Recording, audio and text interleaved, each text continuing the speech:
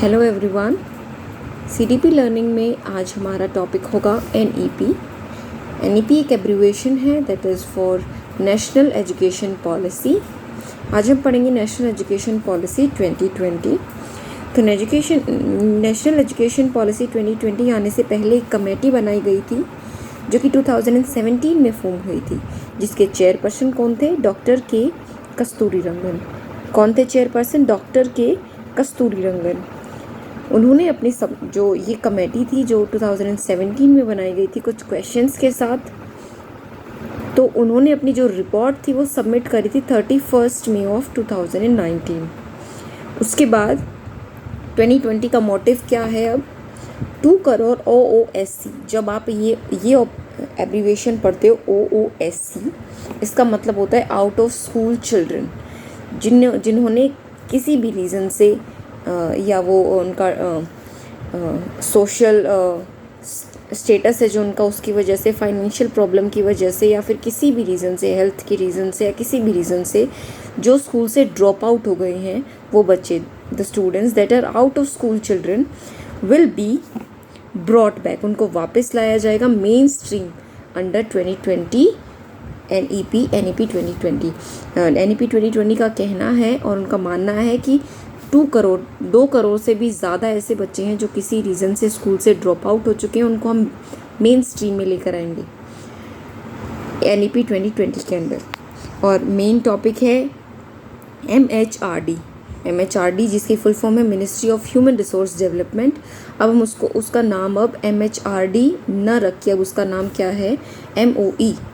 MHRD का नाम change हो गया और नया नाम क्या रखा है? MOE, that is ministry of education. अब इस डिपार्टमेंट को हम ये ना कह के क्या कहेंगे? Ministry of education. अच्छा, ये हमने बहुत बार सुना होगा, अब हमें देखने को भी मिला होगा बहुत सारे क्वेश्चन पेपर, सीटेट में भी, एचटेट में भी ये क्वेश्चन हमें देखने को मिले थे रिसेंटली, कि नया फॉर्मेट जो एनईपी 2020 के अंदर आया है वो क्या है। तो नया फॉर्मेट है, पहले होता था 10+2 होता था। अब ये 10+2 से चेंज होके अब नया फॉर्मेट क्या आ गया है? 5+3+3+4। फिर से हम याद करेंगे, एक बार रिवाइज करेंगे। 5+3+3+4। और इसके अंदर एनईपी के अंदर क्या क्या नया है? लैंग्वेज 3 लैंग्वेज फॉर्मूला, जो कि कोठारी कमीशन के अंदर अभी हमें देखने को मिला था। 3 लैंग्वेज फॉर्मूला, 3 लैंग्वेज हम बच्चे को सिखाएंगे। और लैंग्वेज खाली बच्चे के लिए नहीं, टीचर की भी लैंग्वेज बहुत इंपॉर्टेंट होगी। ये चीज़ें कहाँ हमें देखने को मिलती है? एनईपी 2020 के अंदर इंक्लूसिविटी, यानी इंक्लूजन को बढ़ावा दे रही है एनईपी 2020। यानी every type of student, may be it is normal, may be it is special, in any kind, हम सभी स्टूडेंट्स को एक सेटअप के अंदर पढ़ाएंगे। This setup is called inclusion, और ये इंक्लूसिविटी को जो है प्रमोट करता है एनईपी 2020। उसके बाद आता है टीचर एजुकेशन। पहले क्या होता था? 12वीं कर ली, टीचर लग गए, उसके बाद जेबीटी कर ली, टीचर लग गए। बट अब क्या है? Minimum 4 years of education teacher के पास होनी चाहिए आफ्टर +2, तभी वो जो है एक अप्रोप्रिएट टीचर बन पाएगा।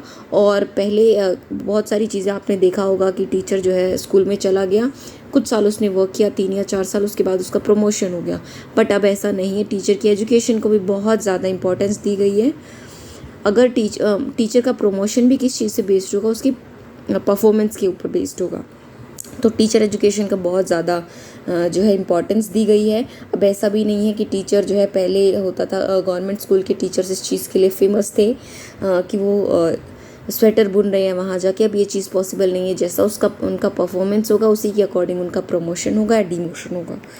नेक्स्ट है जो हमने ये फॉर्मेट पढ़ा, दैट इज़ 5+3+3+4, उसको हम किस तरीके से समझेंगे? इसके लिए मैंने एक निमोनिक जो है शॉर्टकट आपके लिए बनाया है, दैट इज़ FPMS। F का मतलब क्या होगा? Foundational stage. जो ये हमने 5 years शुरू में लिए हैं, तो 5 years क्या हैं? बच्चे के फाउंडेशन एज के, जैसे कि इसकी एज रहेगी यहाँ पे 3 से लेके और 8 years। फाउंडेशन जो 3 साल, जिसे हम नर्सरी, LKG, KG बोलते हैं, तो ये 3 साल भी इसके अंदर इंक्लूड हो गए, प्लस 1st and 2nd, जिनको हम मदर टीचर बोलते हैं, टोटल इसके अंदर इंक्लूड होगा। और ये फाउंडेशन स्टेज होगी। जैसे हमने बॉर्नविटा के ऐड में कई बार देखा होगा कि 6 साल तक की एज के बच्चों का दिमाग 80% तक जो है विकसित हो जाता है, 90% तक विकसित हो जाता है। तो उस एज ग्रुप के बच्चे जो मतलब जिनका माइंड फाउंडेशन स्टेज पे है, फाउंडेशन हो रही है उनके माइंड की, तो उस स्टेज के बच्चों को हम कहाँ पे लेंगे? फर्स्ट 5 ईयर्स में, that is 3 to 8 years of age. Second है प्रिपेरेटरी स्टेज। प्रिपेरेटरी स्टेज क्या है? 8 to 11 ईयर्स के बच्चे जो कि 3rd से 5th क्लास के अंदर होंगे, वो प्रिपेयर कर रहे होंगे खुद को मिडल के लिए और सेकेंडरी स्टेज के लिए, ठीक है। और इसकी एज ग्रुप क्या होगी? 11 to 14 ईयर्स। फिर आता है लास्ट सेकेंडरी स्टेज, जो कि हमने इसमें देखा था 4। पहले क्या था? 5 में हम क्या करेंगे? Very good, foundation. इसके बाद preparatory, middle and then secondary. Secondary में हम यहाँ पे क्या देख रहे हैं? सेकेंडरी में देखेंगे हम एज होगी 14 to 18 ईयर्स और क्लास ग्रुप होगा हमारा 9 to 12। तो इसको एक बार दोबारा से रिवाइज करते हैं। फॉर्मेट क्या था हमारा? 5 + 3 + 3 + 4 FPMS, यही फॉर्मेट था हमारा। F stands for foundational stage, P stands for preparatory stage, M stands for middle stage and last secondary stage। फिर से रिवाइज करते हैं। 5 + 3 + 3 + 4। फाउंडेशन में क्या होगा? नर्सरी से सेकेंड तक। एज ग्रुप क्या होगी? 3 to 8 ईयर्स। फिर आता है प्रिपेरेटरी स्टेज, जिसमें होगी 3rd to 5th क्लास के बच्चे और एज क्या रहेगी? 8 to 11 ईयर्स। उसके बाद आता है 6 to 8 class group and 11 to 14 years age group. 9 to 12 age group, class group. 14 to 18 age group. उसके बाद क्या है? Holistic development. NEP 2020 के अंदर बच्चों के हॉलिस्टिक डेवलपमेंट पे बहुत ज़्यादा फोकस किया गया। हॉलिस्टिक का मतलब क्या होता है? होल, इसका मतलब ये वर्ड आपने अपनी लाइफ में कभी ना कभी ज़रूर सुना होगा। वॉल का मतलब क्या है? कंप्लीट। वॉल मतलब कंप्लीट, तो वॉल से बना है हॉलिस्टिक यानी एक बच्चे का डेवलपमेंट खाली हम कॉग्निटिव यानी बुक से ही रिलेटेड नहीं रखेंगे, हम वॉल डेवलपमेंट पे ध्यान देंगे। वॉल में क्या आता है? PCSE, P यानी फिजिकल डेवलपमेंट में हम बहुत ज़्यादा ध्यान रखेंगे। कॉग्निटिव हमने ये भी पढ़ा होगा कि करिकुलर एक्टिविटीज़ के साथ साथ को करिकुलर एक्टिविटीज़ पे भी बच्चे का पूरा ध्यान होना चाहिए। स्कूल का उसके फिजिकल डेवलपमेंट में पूरा योगदान होना चाहिए। As we talk about physical development, then we come to cognitive development। cognitive development, एक बच्चा स्कूल आता है तो cognitive development उसके cognitive development में पूरा जो स्कूल का और टीचर का और क्लास एनवायरनमेंट का बहुत ज़्यादा योगदान होता है। Third one is social development यानी एक बच्चा जब स्कूल आता है तो खाली कोग्निटिव डेवलपमेंट के लिए नहीं आता, वो क्लास में जब एंटर करता है तो उसके साथ उसका पीयर ग्रुप होता है, उसके साथ उसका टीचर होता है, टीचर्स के भी जो जितने भी कलीग्स हैं, स्कूल का एनवायरनमेंट, सारी चीज़ों का उसके ऊपर बहुत ज़्यादा इफेक्ट पड़ता है, जिससे उसका क्या होता है? सोशल डेवलपमेंट होता है। घर पे जो मम्मा पापा दादा दादी जो लिमिटेड लोग थे उनसे निकल कर वो अनलिमिटेड लोग यानी बहुत सारे लोगों के ग्रुप के अंदर वो एंटर करता है। कैसे किस इंसान के साथ कैसे डील करना है वो ही सीखता है। ये सारी चीज़ें किस में आती हैं? सोशल डेवलपमेंट में। एक बच्चा जब क्लास के अंदर एंटर करता है, इवन वो लेवल 1 या लेवल 2 प्री प्राइमरी नर्सरी किसी भी क्लास का अगर बच्चा है वो, तो उसको ये पता है कि उसकी क्लास के बच्चे यानी उसके फ्रेंड्स के साथ उसको किस तरीके से बिहेव करना है। देन अगर उसका टीचर वहाँ पे आ जाता है तो कैसे चुप हो जाना है एकदम से, टीचर के साथ कैसे बिहेव करना है, बहुत डिसेंट बिहेव करते हैं टीचर के सामने, और पेरेंट्स के सामने कैसे बिहेव करना है, बाहर फ्रेंड्स के साथ कैसे बिहेवियर करना है। ये जो बिहेवियर, अपने बिहेवियर का कंट्रोल करना, ये सारी चीज़ें किसके अंदर आती हैं? सोशल डेवलपमेंट के अंदर आती हैं। फोर्थ इज़ इमोशनल डेवलपमेंट, अपने इमोशंस को कंट्रोल करना, अपने इमोशंस को कंट्रोल करने के साथ साथ उनको एक्सप्रेस करना, ये सारी चीज़ें किसके अंदर इंक्लूड होगी? इमोशनल डेवलपमेंट के अंदर। हाँ, अब हम देखेंगे, हमने स्टेजेस पढ़ी थी, स्टेजेस में हमारा फॉर्मेट हम फिर से एक बार रिवाइज करते हैं। 5 + 3 + 3 + 4। फर्स्ट था हमारा फाउंडेशनल स्टेज के बच्चों को हम किस तरीके से पढ़ाएंगे? मल्टी लेवल प्ले के साथ एक्टिविटी बेस्ड लर्निंग उनको करेंगे, मतलब कराएंगे। बहुत सारी एक्टिविटीज़ के जरिए उनको चीज़ें जो है दिखाएंगे, जिससे वो चीज़ें रट के नहीं बल्कि वो चीज़ें ऑब्जर्व करके सीखते हैं। एक्टिविटी बेस्ड यानी वो हैंड्स ऑन डूइंग यानी खुद करके वो चीज़ें सीखते हैं। Second is preparatory stage. Preparatory stage में बच्चे खेलते हैं, डिस्कवर करते हैं खुद से चीज़ों को, इंटरेक्ट करते हैं इंटरेक्टिव वे से, इंटरेक्टिव क्लासरूम लर्निंग, इंटरेक्ट करके एक दूसरे से जो सीखते हैं वो किस स्टेज में होता है, प्रिपेरेटरी स्टेज में। फिर आता है मिडिल स्टेज, एक्सपीरियंशियल लर्निंग, जो एक्सपीरियंस करते हैं वो चीज़ें आसपास, उनसे जो सीखा जाता है वो किस स्टेज के अंदर ज़्यादा बेहतर होता है, दैट इज़ मिडिल स्टेज। उसके बाद आता है mathematics, arts, social sciences, humanities. देखिए सारी चीज़ें अलग अलग हैं देखने को, पर ये सारी की सारी चीज़ें जब हम पढ़ाएंगे तो सारी क्या होंगी, इंटरलिंक्ड होंगी, जिससे कि अभी जो हमने पढ़ा होलिस्टिक डेवलपमेंट को हम क्या कर रहे हैं, प्रमोट कर रहे हैं। Fourth is secondary stage. Secondary stage में क्या है, मल्टी डिसिप्लिनरी स्टडी है, ग्रेटर क्रिटिकल थिंकिंग है, फ्लेक्सिबिलिटी है, स्टूडेंट चॉइस ऑफ सब्जेक्ट्स। इसके अंदर क्या है, बच्चे को फोर्स नहीं किया गया NEP 2020 के अंदर, उनको फ्लेक्सिबल छोड़ा गया, यानी वो अपने अकॉर्डिंग सब्जेक्ट्स को चूज़ कर सकते हैं। और जो है देखिए हमारे सामने एक वर्ड आया, that is critical thinking. Critical thinking क्या होती है, ऐसी थिंकिंग जिससे बच्चा खाली एक पर्सपेक्टिव से ही नहीं सोच रहे, बहुत सारी 360 उसका जो है लुकअप लेता है किसी भी चीज़ का, फिर जाके वो अपनी एक थिंकिंग बनाता है, फिर वो जो है चीज़ों को सीखता है। क्रिटिकल थिंकिंग आपने जस्ट एक बच्चे को बोल दिया कि नहीं जो है बिल्ली रास्ता काट गई है, ये बुरा ही है, बच्चा सिर्फ सुन के सीख नहीं लेगा, वो अपनी क्रिटिकल थिंकिंग वहाँ पे डेवलप करेगा कि इसके पीछे अगर ये ऐसा है तो क्या लॉजिक है इसके पीछे, अगर ऐसा किसी ने बोला है तो ये खाली मिथ तो नहीं है, तो वहाँ पे वो अपनी थिंकिंग डेवलप करता है और डिसीजन मेकिंग स्किल्स उसकी डेवलप होती है। सारी किस चीज़ के अंदर है, कौन सी स्टेज के अंदर है, वेरी गुड, सेकेंडरी स्टेज के अंदर। उसके बाद आता है असेसमेंट। असेसमेंट कैसा होगा, असेसमेंट जो NEP 2020 है उसकी एक्सपेक्टेशंस है कि असेसमेंट स्कूल टाइमिंग पे 360 डिग्री असेसमेंट होगा।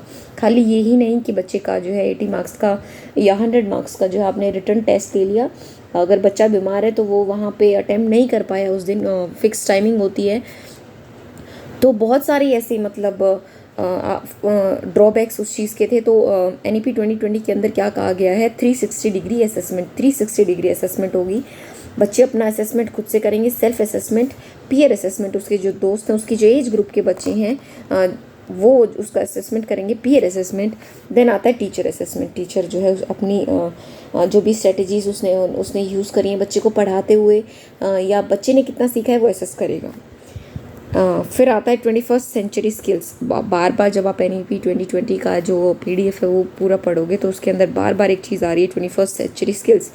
तो एक बार देख लेते हैं 21st सेंचुरी स्किल्स होती क्या है। Number 1 is critical thinking. जैसे हमने जाना क्रिटिकल थिंकिंग क्या होता है, डाइवर्जेंट थिंकिंग। जैसे बच्चा खाली एक पर्सपेक्टिव से ही किसी चीज़ को नहीं देखेगा, बल्कि एक से ज़्यादा पर्सपेक्टिव से वो जो है चीज़ को एक बार ओवरलुक करेगा, उसको ध्यान से देखेगा, फिर जो है अपनी थिंकिंग को ही बनाएगा, दैट इज़ क्रिटिकल थिंकिंग। जैसे कोई चीज़ हमने बच्चे के आगे प्रेजेंट कर दी तो उसका रेसिप्रोकल क्या होगा, उसका रिएक्शन क्या होगा, बहुत सारी चीज़ें बच्चे के माइंड के अंदर घूमती रहती, ये क्या है, क्रिटिकल थिंकिंग है। सेकेंड है डिसीजन मेकिंग। हमारे पास जब एक छोटा बच्चा आता है, फाउंडेशन स्टेज का ही क्यों ना बच्चा हो, उसको अगर हम छोटे छोटे डिसीजंस उसकी लाइफ के लेना सिखाएंगे, जैसे शुरुआत से ही बच्चे को ये डिसाइड करना कि बेटा आज आप कपड़े कौन से पहनेंगे, छोटी छोटी डिसीजन मेकिंग हम ऐसे सिखा सकते हैं। क्लास के अंदर हम बच्चों से पूछ सकते हैं, बेटा आज हम पहले कौन सा सब्जेक्ट पढ़ेंगे या पहले कौन सा टॉपिक हमें पढ़ना है। 2 टॉपिक हमने जो है ऑप्शंस दे दिए, जो है तो वो खुद से चूज़ करेगा। यानी डिसीजन मेकिंग छोटे बच्चे, मतलब उसकी छोटी जो प्रिपेरेटरी स्टेज है या जो है फाउंडेशन स्टेज है, जब से ही बच्चे के अंदर डिसीजन मेकिंग की हैबिट डालनी है, ताकि आगे लाइफ में जाके बच्चा अपने डिसीजन लेते वक्त, अगर बड़ा भी डिसीजन है तो भी लेते वक्त वो घबराएगा नहीं, उसके अंदर सेल्फ कॉन्फिडेंस होगा, आगे जाके वो देश के कितना काम आ सकता है ये सोचिए। क्योंकि उसको डिसीजन ज़रूरी नहीं है सारे सही ही हों, अगर 9 डिसीजंस ले रहे हैं 8 सही है 2 रॉन्ग है तो भी कोई बात नहीं है। तो डिसीजन मेकिंग जो है बच्चे को आनी बहुत ज़रूरी है। तो हम बच्चे के लिए बच्चे को उस चीज़ के लिए प्रिपेयर करेंगे। नेक्स्ट आता है प्रॉब्लम सॉल्विंग। प्रॉब्लम सॉल्विंग क्या है, बच्चे के सामने छोटी छोटी हम प्रॉब्लम्स जो है प्रेजेंट करेंगे, अपनी क्रिटिकल थिंकिंग के साथ साथ वो मतलब बहुत सारे तरीके देंगे कि ये चीज़ ऐसे सॉल्व हो सकती है मैम, सर ऐसे ये चीज़ सॉल्व हो सकती है, हाँ जो है ये हम फॉर्मूला अप्लाई कर सकते हैं, या फिर बहुत सारी चीज़ें छोटी छोटी प्रॉब्लम्स अगर आप मतलब बच्चों को सॉल्व करना सिखाएंगे, धीरे धीरे उनका कॉन्फिडेंस गेन होगा और वो मोटिवेट भी होंगे। जैसे जैसे वो उसमें सक्सेसफुल होंगे तो वो धीरे धीरे मोटिवेट भी होंगे, और जो छोटी स्टेज से हमने प्रॉब्लम सॉल्विंग शुरू करी थी वो धीरे धीरे इंक्रीज़ होती जाएगी और बड़ी बड़ी प्रॉब्लम्स को वो सॉल्व कर लेंगे, घबराएंगे नहीं। उसके बाद आता है मेटाकॉग्निशन। मेटाकॉग्निशन जैसे हमने बहुत बार ये वर्ड सुना होगा, बट ये डीपली नहीं पढ़ा हमने इसको इम्पोर्टेंट समझा ही नहीं। बट अब रिसेंटली जो है सीटेट एस्टेट के अंदर या रीट के अंदर भी कहिए, सुपर टेट के अंदर भी कहिए, मेटाकॉग्निशन से बहुत सारे क्वेश्चन आ चुके हैं, तो आगे आने की भी संभावना है। तो मेटाकॉग्निशन क्या होता है? Learning to learn. हम सीखेंगे भी कैसे, उस चीज़ को भी हमें सीखना ज़रूरी है। अगर हमारी क्लास में 30 बच्चे जो है 30 स्टूडेंट्स की हमारे पास स्ट्रेंथ है, तो ज़रूरी नहीं है कि 30 के 30 बच्चे एक ही तरीके से सीख लेंगे। उनका जो लर्निंग का वे है, लर्निंग टू लर्न, बच्चा भी सीखेगा, स्टूडेंट भी सीखेगा, एज वेल एज टीचर भी सीखेगा कि किसी बच्चे की लर्निंग की क्या प्रोसेस है, वो लर्न कैसे कर रहा है, लर्निंग टू लर्न, वो सीखने के लिए भी कैसे सीखता है। Second is thinking about thinking to think. सोचने के लिए भी सोचने की प्रोसेस होना बहुत ज़रूरी है। आपने बहुत सारा देखा होगा, बहुत सारी बार सुना होगा कि थॉट प्रोसेस बहुत मायने रखती है। आपकी थॉट प्रोसेस कैसी है, पॉजिटिव है, नेगेटिव है, आपकी डिसीजन मेकिंग में वो बहुत ज़्यादा हर्डल भी डाल सकती है, आपको सपोर्ट भी कर सकती है। तो thinking about thinking to think. Next आता है आईसीटी लिटरेसी। ऐसा नहीं है कि बस हमने बच्चा अगर स्कूल के अंदर एंटर हुआ है या टीचर को एक बार जॉब मिल गई है तो बस उसकी लर्निंग ख़त्म, नहीं, ऐसा नहीं है। आईसीटी लिटरेसी टीचर और स्टूडेंट दोनों के लिए बहुत ज़्यादा इम्पॉर्टेंट है, क्योंकि आईसीटी जो है बेनिफिशियरी है इन फ्यूचर। तो आईसीटी की लिटरेसी टीचर के लिए एज वेल एज स्टूडेंट के लिए बहुत इंपॉर्टेंट है। नेक्स्ट है इंफॉर्मेशन लिटरेसी। ऐसा नहीं है कि खाली जो है बच्चा आया और टीचर स्कूल में आया तो सिर्फ उनको यही पता है कि कौन बच्चा कहाँ बैठा है, उसको आसपास के इन्वायरमेंट में क्या चल रहा है। अभी जैसे G20 समिट हुआ था रिसेंटली, तो टीचर को ये पता होना चाहिए कि G20 समिट होता क्या है, जो उसके अध्यक्ष कौन थे, बहुत सारी चीज़ें जो हैं आसपास जो हो रही हैं, तो उस इन्फॉर्मेशन के लिए भी तो लिटरेट रहना चाहिए ना टीचर को, ताकि वो बच्चों को, जैसे बच्चे आज के दिन हम कह रहे 21st सेंचुरी के जो बच्चे हैं वो 5G हैं, आपने सुना होगा। तो 5G बच्चों के लिए टीचर को 6G होना बहुत ज़्यादा ज़रूरी है, क्योंकि 5G को नर्चर करने के लिए जो है 6G टीचर होना बहुत इम्पॉर्टेंट है। चलिए आज के लिए इतना ही, और NEP 2020 पूरी नहीं हुई है तो इसका सेकंड पार्ट कल शूट करेंगे। Okay, bye.